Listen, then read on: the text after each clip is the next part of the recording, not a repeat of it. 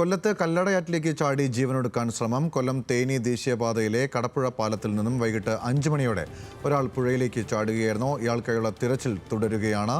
വിവരങ്ങളുമായി കൊല്ലത്തു നിന്നും ഷമീർ അബ്ദുൾ ചേരുന്നുണ്ട്. ഷമീർ, ഇപ്പോൾ തെരച്ചിൽ പുരോഗമിക്കുകയാണോ? എന്താണ് ഏറ്റവും പുതിയ വിവരങ്ങൾ? ഗൗതം, 5 മണിയോടുകൂടിയാണ് ഈ സംഭവം ഉണ്ടാകുന്നത്.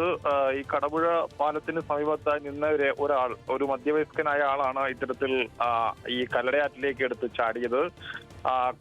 ഇത് ദൃക്സാക്ഷിയായി നിന്ന ആളുകൾ വിളിച്ചു പറഞ്ഞ അനുസരിച്ചാണ് ആളുകൾ കൂടുകയും അവിടെ ഫയർഫോഴ്സ്, കുണ്ടറയിൽ നിന്നും 2 യൂണിറ്റ് ഫയർഫോഴ്സും അതുപോലെ കൊല്ലത്തു നിന്നുള്ള സ്കൂബ ടീമും എത്തി ഇപ്പോൾ ഈ തെരച്ചിൽ നടത്തുന്നത്. ഇപ്പോൾ ഏതാണ്ട് രാത്രിയായ സ്ഥിതിക്ക് ഇന്നത്തെ തെരച്ചിൽ അവസാനിപ്പിച്ചിട്ടുണ്ട്.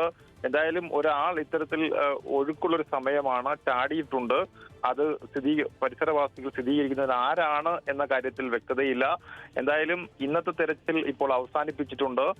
ഇതുവരെയും ഈ ചാടിയ ആളെ കണ്ടെത്താൻ കഴിഞ്ഞിട്ടില്ല. എന്തായാലും നാളെ വീണ്ടും ഇതുമായി ബന്ധപ്പെട്ട തെരച്ചിൽ നടത്തുമെന്നാണ് ഇപ്പോൾ ഫയർഫോഴ്സ് ഉദ്യോഗസ്ഥർ അറിയിക്കുന്നത്. ഗൗതം, ശരി, കൊല്ലത്ത് നിന്നും ഷമീർ അബ്ദുള്ളാണ് വിശദാംശങ്ങൾ നൽകിയത്.